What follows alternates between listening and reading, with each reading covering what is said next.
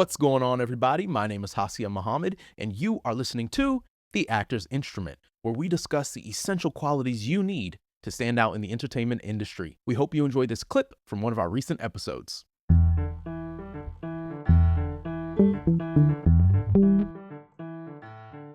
Now, I'm sure a question on everyone's mind, is how much money can one make, like from this content creation and these brand partnerships. I'm not gonna, you don't have to tell us like literally like, oh, I made this Right. much, but like, I like would like to know ballpark, like, could you give us like a high end, low end on like what Yeah, like an average deal looks like? yeah, I mean, here's the thing is, like, it's case by case basis for everything. If I'm Mhm, working with someone like Coca-Cola, right? Let's say, like, if I'm working with a big brand like that, like, I do charge them more than I'd charge, like, a small business, like, a women-owned POC business. Like, I'm not gonna charge them maybe I won't charge them anything if I really believe in their product. Like, it really just depends. mm, I found that early in my career, I was kinda just, like, guessing, like, I didn't know what rates looked like or usage or any of those things, and for, like, my first 2 deals, I was just working by myself, and my boyfriend, he's a content creator, he's been a content creator for, like,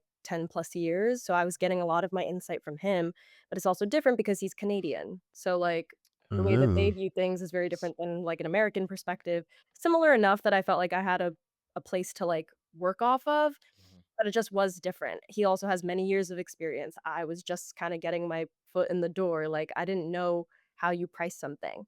Now, I've worked with, like, different management companies, different kinds of people, and they were coming up with rates for me, mhm, and I wasn't really questioning the rates so much because I was like, "Well, they know better than me, like, I don't know what I'm doing really."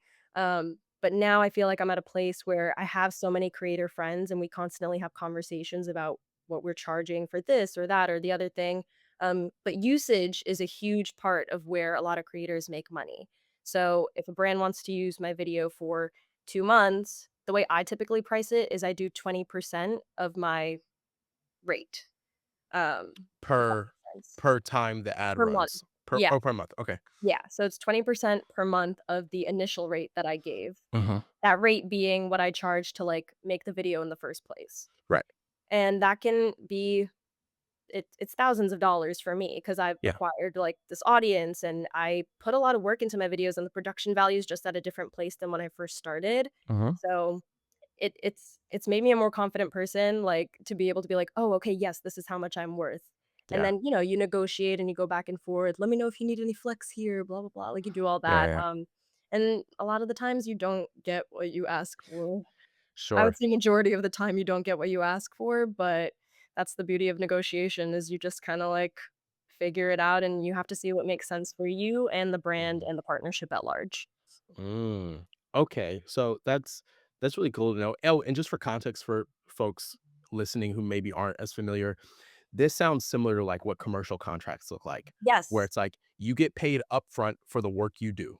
Right. Period. So if I show up on set to shoot a commercial, I just did a Love's commercial. In fact, my sister-in-law just sent a picture of an ad that I'm in, and I hadn't seen this new usage of Mhm, this particular ad. But anyways, you show up on set, you record, you do the job, you get paid usually for that day, mhm. um, slash overtime, etc. And then you get paid additionally every time that thing runs, or for a period of time, or they could buy out for the entire run Right.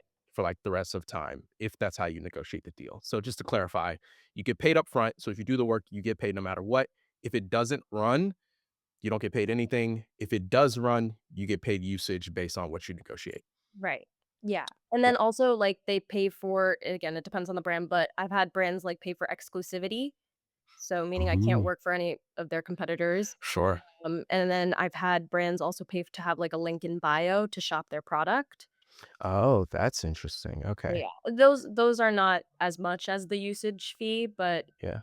it's something to add on if you feel like you've had so many, I don't know, gummy brands come to you, Yeah, yeah. and Sour Patch says, "Hey, I want exclusivity for 3 months," then you have to price that exclusivity accordingly. Heard. And that is a difference between, your typical commercial contract, standard commercial contract, because usually they'll say like, yeah, you can't have worked with a competitor in this amount of time. Right. but they're not paying you for they're not necessarily paying you.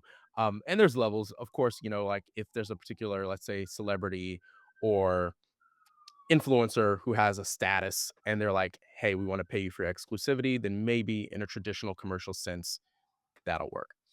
Thank you so much for tapping into the actor's instrument. Before you go, make sure you like, subscribe, and hit that notification bell so you never miss a beat. New industry guest interviews drop every Tuesday, so be sure to tap in. Till next time, y'all.